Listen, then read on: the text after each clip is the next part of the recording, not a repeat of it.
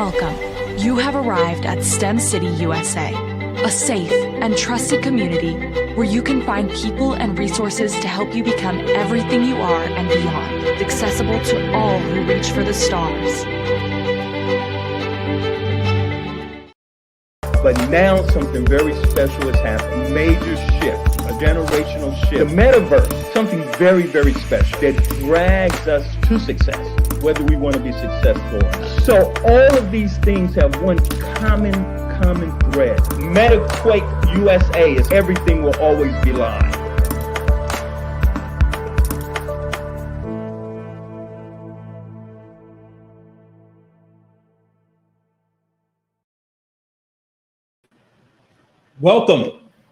Welcome back to METAQUAKE USA. I hope you like our new studios. We're really excited about it. We're here in STEM City USA in our 24-hour newsroom. We're excited about our guests today, but let me tell you what we're doing. We're taking you on a tour, a journey, describing to you the future, to what I call the Metaverse era. The people that you're going to meet and that you have met on this journey are individuals who will appear in my book this September, METAQUAKE USA. What is the Metaverse and how it will impact you? You know, we're going through a fundamental change in the world where we're not simply trying to bridge the digital divide, which is simply giving technology as an equalizer. No, we're in a point where what we're looking at with Web 3.0, what we're looking at with the Metaverse, all of these are changers. They're major shifts in society. We're not simply talking about equalizing, we're talking about resetting. So the question is this: as all these companies, as we as individuals are trying to figure out, what is this opportunity? What is the future? We want to make sure that you're not left out, that you understand the opportunity that is in front of you. So over the next couple of months, we will continue to bring these individuals that you will read about in my book. And we hope we can give you a glimpse into the future and that we can show you how you can be part of the meta era. Hold tight, we've got a great guest. I don't want you to miss him at all. We'll see you on the other side. METAQUAKE USA is everything will always be live. METAQUAKE USA with Tyrone Taborn will be right back after these messages.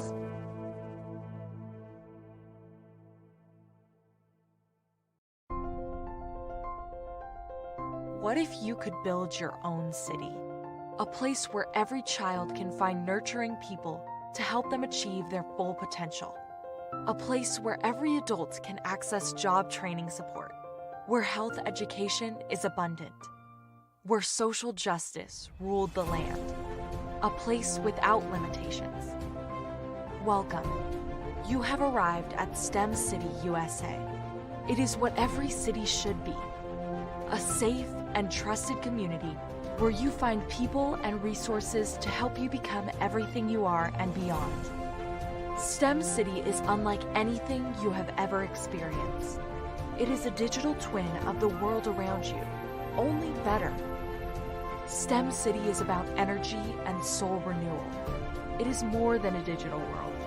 You can almost feel the power of live cultural events, music, and theater. STEM City promises a better future for children with caring mentors and hands-on activities with dedicated tutors to support our youth. STEM City is your passport to a healthy lifestyle with weekly events addressing our community's many issues. STEM City is your financial well-being with helpful information on wealth management, career advancement, job training, and so much more. STEM City is the community you deserve. It is the city where your dreams can come true. STEM City USA, a place in the sky that is accessible to all who reach for the stars.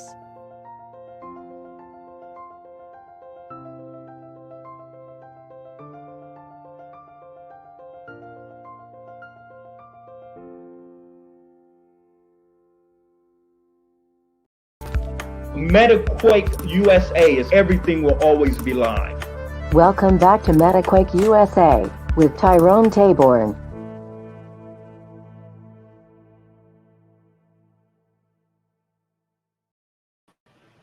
Welcome back to MetaQuake USA, live in STEM City, USA. I am fired up about this person I'm about to introduce you to. You're talking about futurists. You're talking about an innovator. Dr. Melvin Greer is, I don't even know how to describe him. First of all, he is the chief data scientist and an Intel fellow. But that doesn't really talk about our relationship. He is actually one of the 12 founders of STEM City USA. When we thought about this a year ago, there were a number of people that I desperately wanted to be involved in the project and to give me input on how we would design this transformational, innovative platform. He was one of the immediate 12 that jumped out at me. And he got on the phone, he said, absolutely, and he's been counseling me ever since. So why don't we bring up the doc so we can get into this robust discussion about what is the metaverse. Doc, how are you doing? I'm doing well, Tyrone. Things couldn't be better. I'm excited about being here. You know, but before we get into this, I think I really want to shape the discussion about data science. Less than 3% of all data scientists are Black, and you have a PhD in this area. Less than 3%, less than 15% are women. So if we were to look at that real number, how many Black men are actually data scientists, and we kind of cut it on that number, less than 3%. But yet, this is one of the transformational careers of all time. You just keep that in the back of your head in your discussion.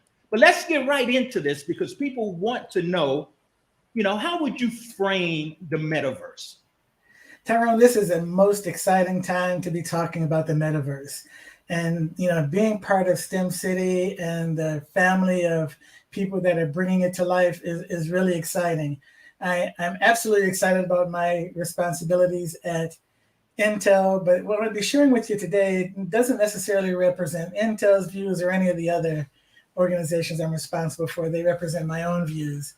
So the metaverse is really an important topic because it's the convergence of technologies or building blocks that are rechanging the reality that we experience. It's more immersive, it's interconnected, it's virtual.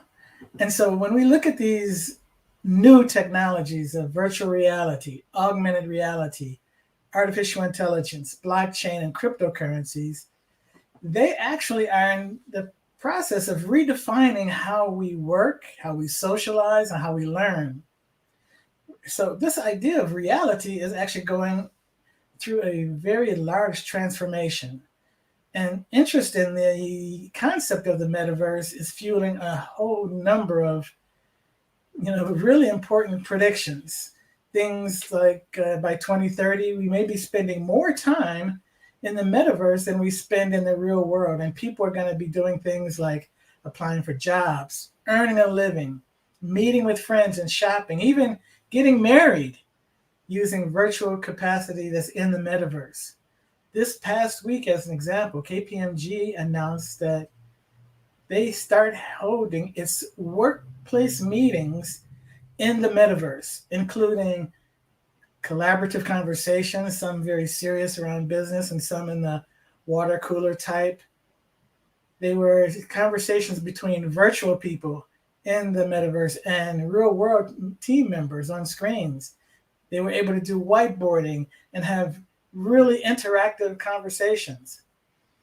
it really created a complete social presence. And in the next 10 years, we're going to see higher education being delivered in the metaverse, a new set of job training. We're going to increase the concept of music and concerts. Businesses and governments also are going to completely reshape the way they do business and collaborate, because they will have the power and reach of the metaverse to get to anyone, anywhere, at any time globally. So it's going to be exciting. What you just described, I believe, is what STEM City is. It's a serious metaverse. Whereas when most people are looking at the metaverse, they're looking at it from the traditional area of gaming and entertainment and escaping reality. But I think with the serious metaverse, such as STEM City, we're providing education and other things. But none of this would have been possible without what you're doing if we didn't have the power to make these computers work. How would you talk about the industry and how we actually got here? Well, first of all, let me just say that STEM City and the work that our family is doing is absolutely cutting edge. It is an active representation of what the future holds in a metaverse environment. But I want to tell you that this idea of immersion in virtual worlds is not really altogether new. In fact, when we look at immersive storytelling in spoken word, in text, and in movies, these are all parts of the same roadmap of the metaverse concept, where we create an immersive world that's not real, where we bend our imaginations.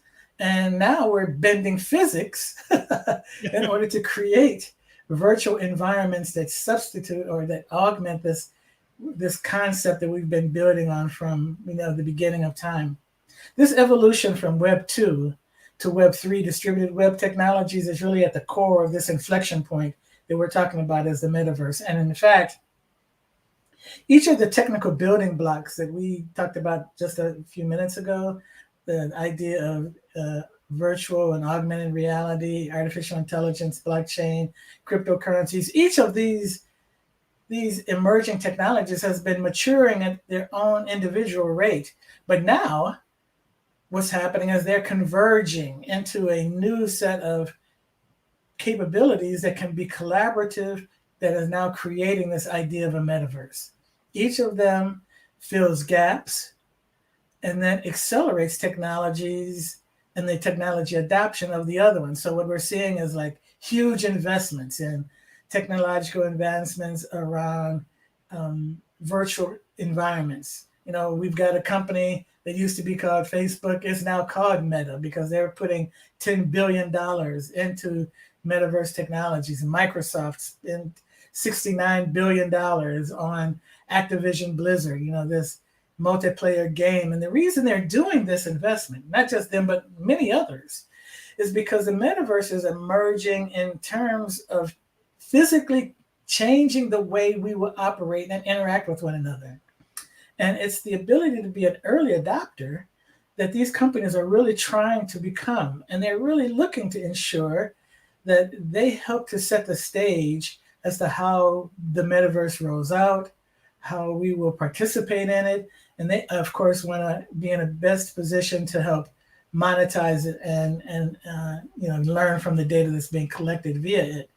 So the industry is not singular in nature. It is a broad network or ecosystem of technical capabilities that are coming together to form the metaverse. Doc, I just have to ask this question. Again, in building up to how how we got here today, can you just speak a little bit about the power of the computing power and the role that has played to make this even possible today? Really, there's two elements that have been brought together to make all this possible that are really foundational. And you've hit on one of the most important ones, this idea of compute, memory, and storage. And as we continue to see the evolution of Moore's law and the computational growth that's being made available inside very small form factors or even very large form factors like data centers is propelling this idea of being able to create virtual worlds, right? I think the other thing that's really important that is just as foundational as compute, memory, and storage is this idea of cloud computing. And the reason cloud is so foundational is because without cloud computing, we wouldn't have the easy access to or the aggregate power of larger and larger and larger data sets.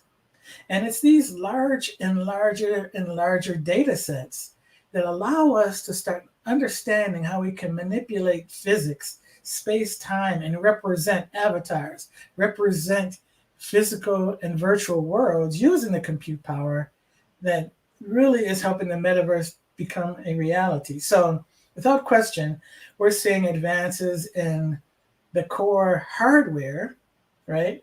And that's really, really important. Next generation hardware and infrastructure will be brain inspired. So neuromorphic computing will certainly move us beyond the traditional computing approaches. And even as we move into quantum and quantum capabilities, we'll see that infrastructure grow. But correspondingly, we absolutely see the desire to move into larger abilities to understand, aggregate, and analyze data. Because it's this data, especially the data that's in the cloud, that is allowing us to provide the analytics, the artificial intelligence, the data science that makes it possible to create these advanced virtual worlds. I want to toss out this thesis. We have only a few minutes left, but in my scholarly work on the digital divide, I've always addressed the fact that people of color are always catching up, that by the time we get into it, we're at the end of the technology cycle, and we tend to be consumers rather than users. Here we are right now. What is different about this experience that we're in right now with the metaverse? Well, I'll tell you, Tyrone, that's a really our subject, but I'll just say this. But we're going to come back to it too on the other end, on the other side. So I'll be brief. Moving from Web 2 capabilities, where we have a disproportionate number of very large companies taking advantage of users who are creating data to generate larger and larger revenue streams from that data without the impact being felt by the people who are supplying the data, will shift when we move to Web 3 technologies, where the idea of data sovereignty is built into the system, where we move away from users presenting data to others to creators who are maximizing use of their imaginations and creative capabilities to monetize those in a cryptocurrency blockchain environment. That is the significant difference. And it's going to span not only important fields like education and music, but things like healthcare, where we will be able to share our own health data only with people who we want it to be shared with in a way that we want it to be shared with, so that the advances that come from it can also be monetarily compensating back to us. So it's an exciting time. So do I hear what you're saying as we move into Web 3.0?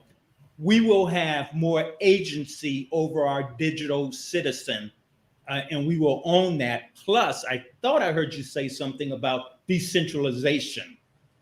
Yes, so decentralization of web technologies, sovereignty of the data that we create and own, and democratization of the compensation models that are being driven by the creation of the things that we put in there.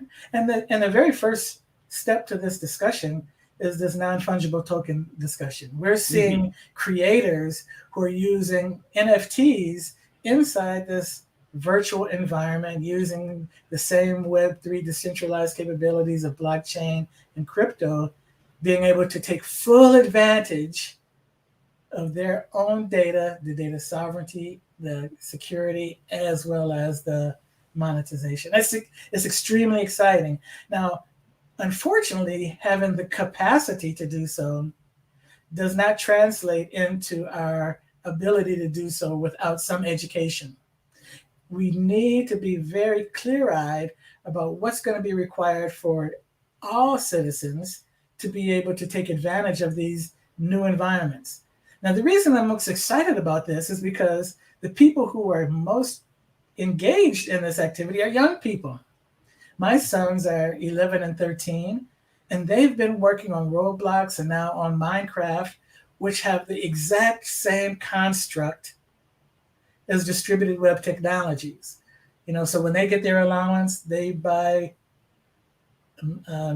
Minecraft coins that allow them to create virtual environments, that provide them access to new tools, and they're able to create those modules for themselves and become revenue streams that they can monetize as well. So what's really exciting about it is not only do we have a marriage of the capability, but we now have an education or a roadmap stream that involves young people of color so they can become interested parties and active participants in all three phases of the creation, distribution, and monetization. We were excited from the very beginning with a lot of your advice. We actually, we have the Bayer coin that is will be the basis of the economy for Black Engineer of the Year, Women of Color, and obviously STEM City. We just opened the bookstore in the new version of STEM City, so young people can use the Bayer coin to buy books and everything else. Can you just speak, and I think we have about 2 minutes left, can you speak a little bit about a metaverse truly existing because it has its own economy? Yes, well, this economy is what is making the investment that we talked about earlier in the metaverse exciting and becoming real. Because big business, government sees the potential of this new economy where they have direct access to the creators, and they will likely be in the form of changing their business model. This new coin that is part of STEM City is just the very first step, and a very important step toward a deeper, richer understanding how people of color can engage in an economic and business trade mechanism without having to be bound by larger forces like banking and like a big business that may drive a wedge between the creator and the people who are actually trying to provide a great service to them. And so this new coin that is part of STEM City is the most exciting thing. I can't wait to see how people react to it. We're so excited about that. The final piece here, and I always say the only thing you own in Web 2.0 is .com. That's the only thing you can own. But in the metaverse, you can actually have real wealth, because wealth is wealth and the ability to exchange, because that's in the eyes of the beholder. Let me ask this question about going back to the power of computing. Where do you see in the next minute, where do you see computing power going and the endless possibilities of what this metaverse can look like? Well, we hinted a bit at the move from traditional computing that we have today, where we have a family of large compute capabilities that are designed for general purpose computing. Then we have application-specific integrated circuits that are tuned and optimized for specific applications. Then we have specific brand new kind of computing models like neuromorphic computing, which is brain inspired, which allows us to do, and I think the potential of neuromorphic computing is absolutely critical, because one of the downsides of today's computing model when it comes to the creation of the metaverse is its impact on energy consumption and sustainability. But as we move to neuromorphic computing, where we have 0.1% of the energy consumption in the compute model, it will allow for an immediate and rapid expansion of compute in these virtual environments.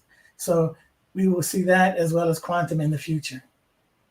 Doc, everybody, you're getting a master class right now. Let me tell you, you need to listen to this over and over again and Google some of the things that he's talking about. You are getting a master class from one of the most innovative, one of the leaders in our field. He's a scholar.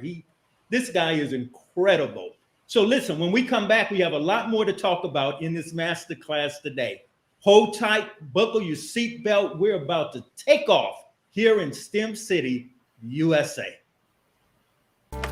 METAQUAKE USA is everything will always be live. METAQUAKE USA with Tyrone Taborn will be right back after these messages.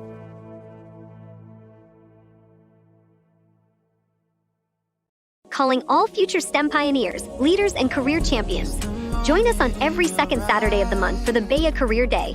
BEA STEM Career Day is all about creating opportunities for students to venture into the world of STEM through the eyes of professionals. You'll meet mentors and presenters that will give you a sneak peek into the many options available to you in the field of STEM. Hosted by teen ambassadors, you'll find yourself among inspiring peers just like yourself that are aiming high for their future. To take part in the BEA STEM Career Day on Zoom, visit fullstemahead.us and register for the next session. Again, that's fullstemahead.us. BEA, becoming everything you are. A world of careers unleashed. You can get it at BEA. Become everything you are. METAQUAKE USA is everything will always be live. Welcome back to METAQUAKE USA with Tyrone Taborn.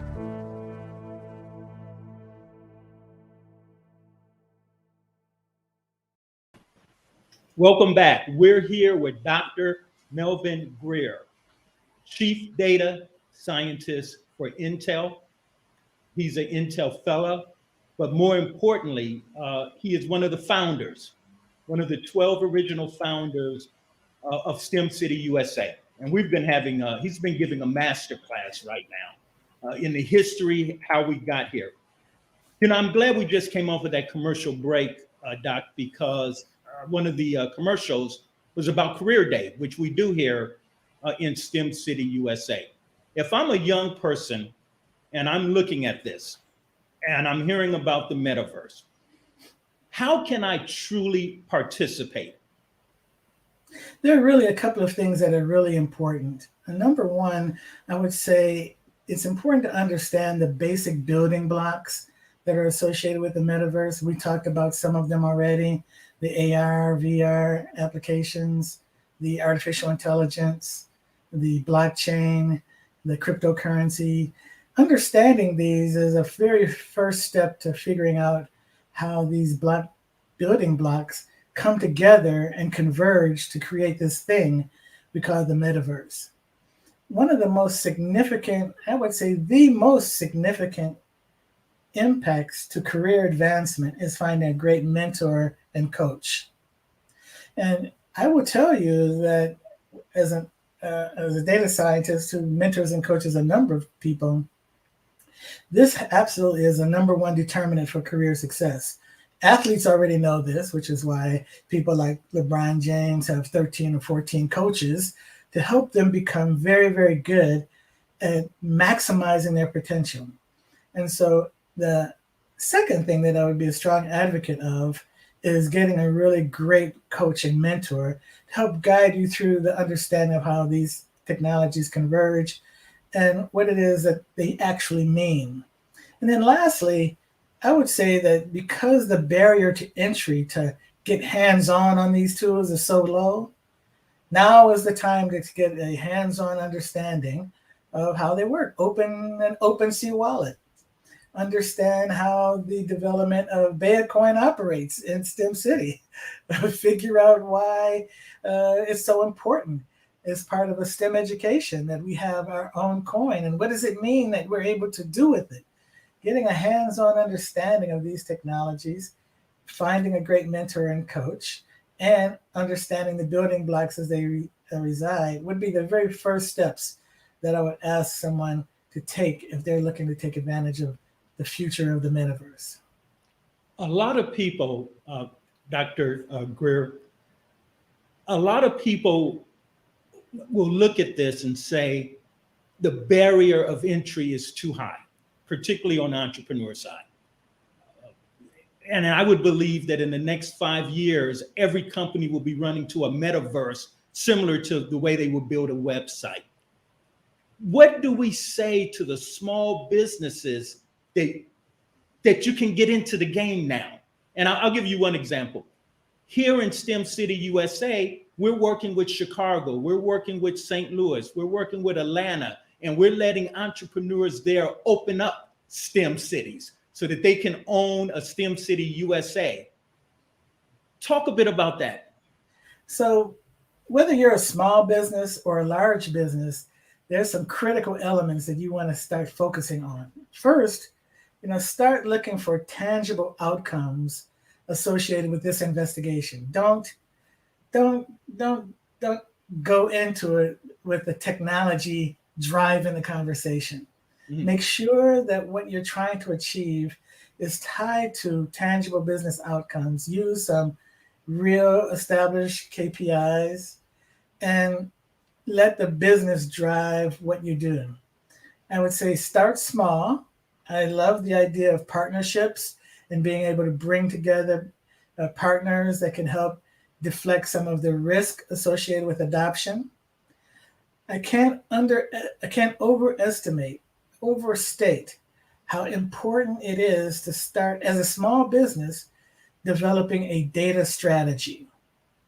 Having an understanding of how data is impacting small, medium, and large businesses and how that data can be used to provide insight, make better business decisions, and drive growth is a very important first step in understanding what this metaverse conversation is all about. You don't need to create a Bea coin. You don't need to buy cryptocurrency. You don't need to have a blockchain implementation. But what you absolutely do need to have is an understanding of data and data strategies around management and governance, security, and the non-technical issues like ethical and responsible use of data. These are foundational. And whether you are in today's business environment and climate that's hyper competitive, or the future one, which is going to be including a virtual world based on the metaverse, understanding data is going to be a part of that conversation. Can you elaborate a little bit more on how analytics will play a key role in the development of the metaverse? I know that when we started with STEM City, that was a major focus that you drove about STEM City, that we have to have tangible outcomes and understand what the analytics would be telling us. So I'm a data scientist, right, Tyrone? I'm focused in AI all the time, and I'm always looking at, and my primary job is the development and adoption of AI technologies and artificial intelligence. As it matures, it's going to become part of a solution-focused ecosystem. And so analytics and AI and present generation AI and even next generation AI is going to provide all of the things that the metaverse requires. There's data sovereignty component we talked about, the trust capabilities that are required for adoption so that people can use them. The future of the metaverse then is not built just inside AI. It is actually horizontal. So the growth and future of the metaverse is horizontal, such that AI, AR, VR, blockchain, and other frontier technologies that are already being designed, they will connect and they complement one another, and they will create this ecosystem we're talking about that is going to be harnessed for these virtual technologies. And the reason I was so interested in ensuring we focused on analytics is because it provides us a feedback loop. It tells us in almost real time, are we on the right track? Do people value what we're doing? Are we creating business value for what we're doing? Are we communicating consistent with our values? So because no single technology is going to rule the day, analytics is important, but all these other ones are too. And of course, there's some ones we haven't even thought of that are going to be coming online they're going to be important too. But analytics is an important one to start with. Dr. Greer, it's been a while since we wrote about you in the magazines. And I mentioned earlier that only 3% of folks, data scientists, happen to be Black. I think it would benefit this audience for you to bring us up to speed on who you are, how you got here, what influenced you early on in your career. I am from Detroit, and I loved being in Detroit. One of my first jobs after I had my job at the ice cream stand when I was a teenager was at the General Motors Tech Center, working on the precursors to artificial intelligence called Expert Systems. I graduated from college and decided, based on my mother's advice, to leave the United States as quickly as possible to go into expat assignments. And it's not because she didn't like the United States, it's because she really wanted me to understand that engineering and science are taught just like history. They're different in every country. Even though there's the same rigor associated with engineering and science, the ability and the tools and methods, approaches that are used to create solutions, they're manifest in very different ways in different countries. So I spent time as a chief financial officer in Europe for 4 years, in Germany, in Paris, and London. Then as a CIO in Hong Kong, and 4 years in Brazil, and 1 in Ottawa, Canada. And when I moved back to the United States, I wanted to work for companies that really embodied the kind of innovation that I was able to generate when I was in my expat world. And so I naturally went to a great company in the Washington, D.C. area, Lockheed Martin. That's where you and I got a chance to meet.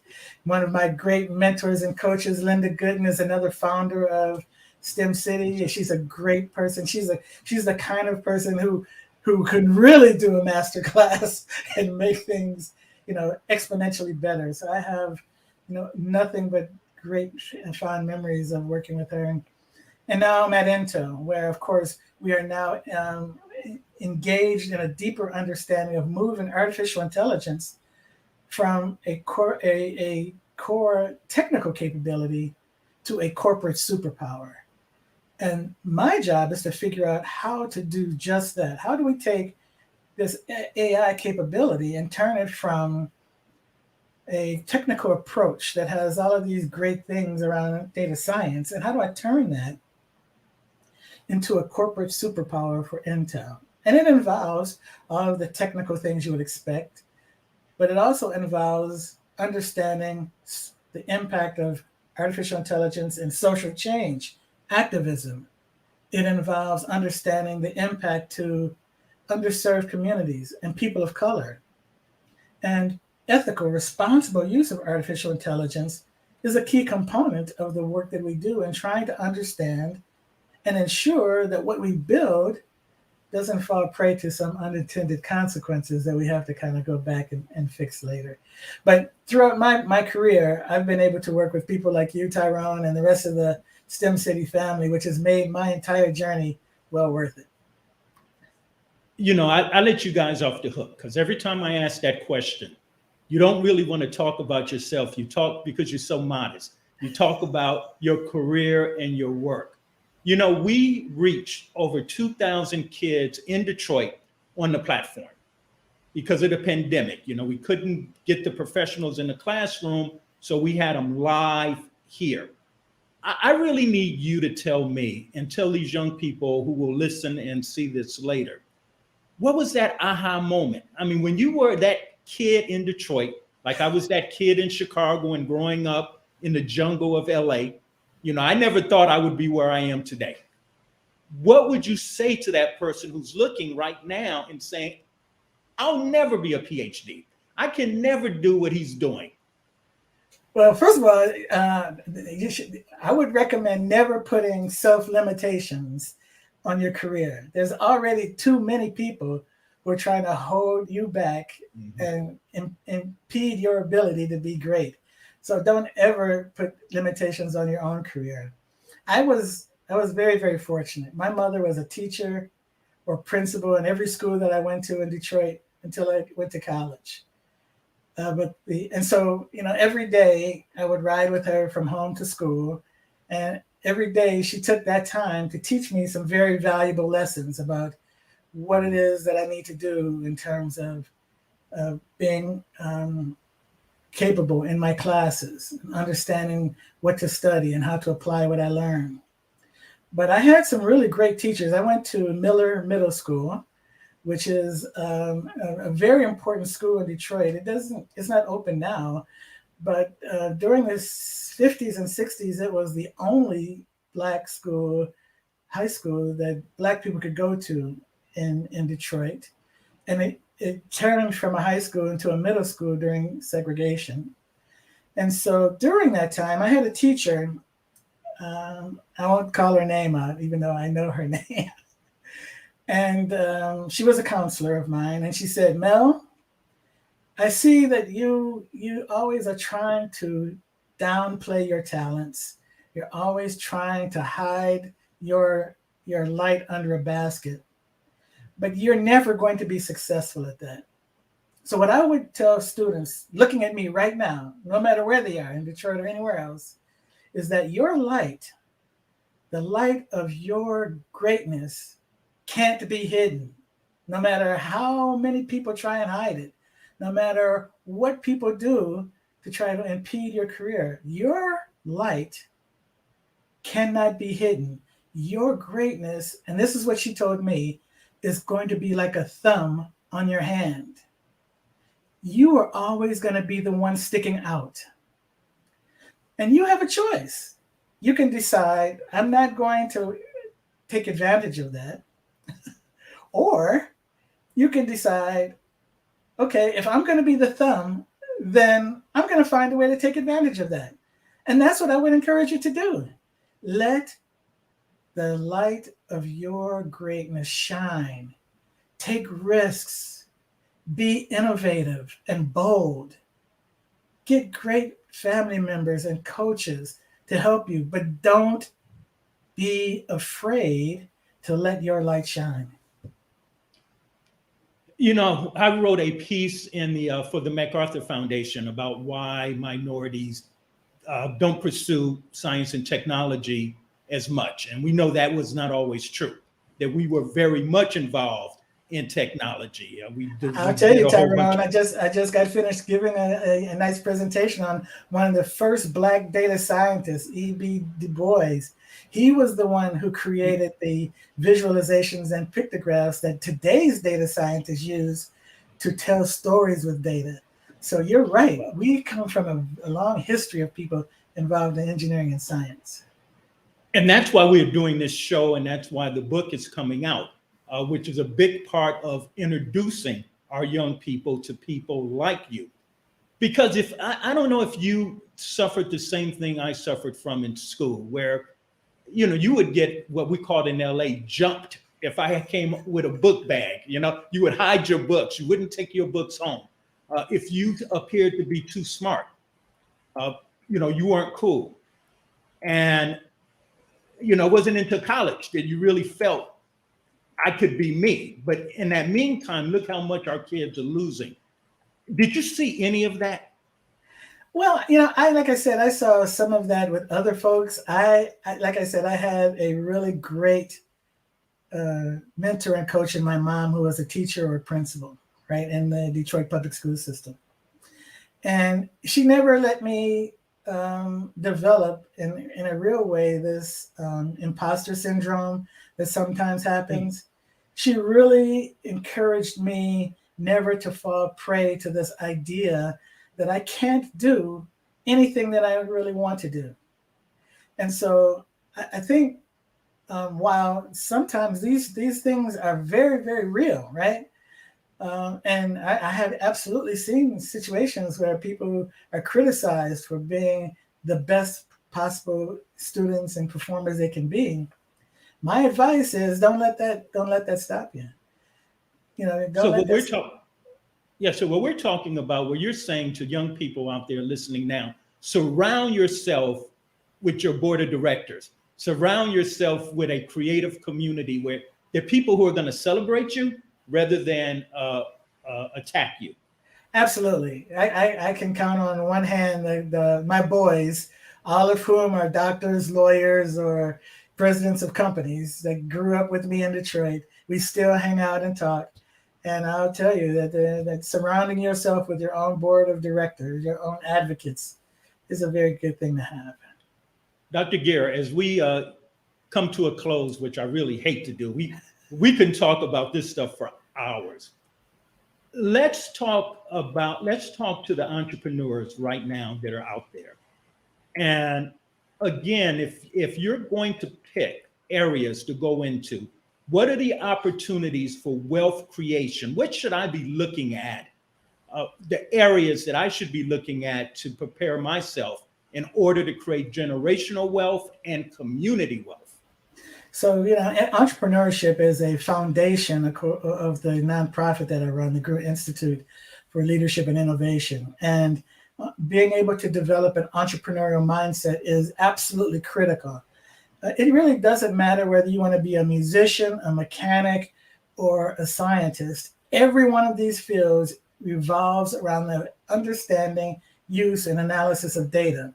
That's the reason why being able to drive business growth is directly related to understanding how to ingest, analyze, and gain insight from data. There are companies that you take for granted that exist that sound like one thing, but are in fact a very different thing. There's a company that is specialized in providing you personalized attire, personalized clothing for men, women, and children. This company sounds like it's selling you clothes, but in fact, the company has very little to do with selling you clothes. It's really about harnessing the power of the data that's associated with the algorithm that is picking the clothes for you. And that algorithm is what's monetizing and driving business growth for the company. When we look at companies that are manufacturing cars, the best cars and trucks and vehicles in the world, they are being built with the use of data that is coming from users so that they can improve their product. So my advice to entrepreneurs is harness the power of data no matter what business you're in, and that will lead to increased growth, which will provide you generational wealth capability going forward. Dr. Melvin Greer, PhD, Chief Data Scientist. Thank you for your time. And what we would like to ask everyone to do is stick around. We're about to show you a sneak peek of the virtual world of STEM City, Chicago. Doc, thank you for your friendship. Thank you for your support for more than 20 odd years. It's been fun. And thank you for doing this masterclass. Thank you, Tyrone. I appreciate it and enjoyed it. I'll see you soon. Everyone, we'll see you next with Dr. Mark Dean, who is considered one of the pioneers of creating the personal computer. See you next time. METAQUAKE USA is everything will always be live. Thank you for joining this episode of MetaQuake USA with Tyrone Taborn. Join us next week on METAQUAKE USA for more about the Metaverse. All aboard. Step up, ladies and gentlemen. Doors are closing. Good day, ma'am. Good day, sir. Thank you for boarding. Have your tickets ready. Next stop is downtown Chicago.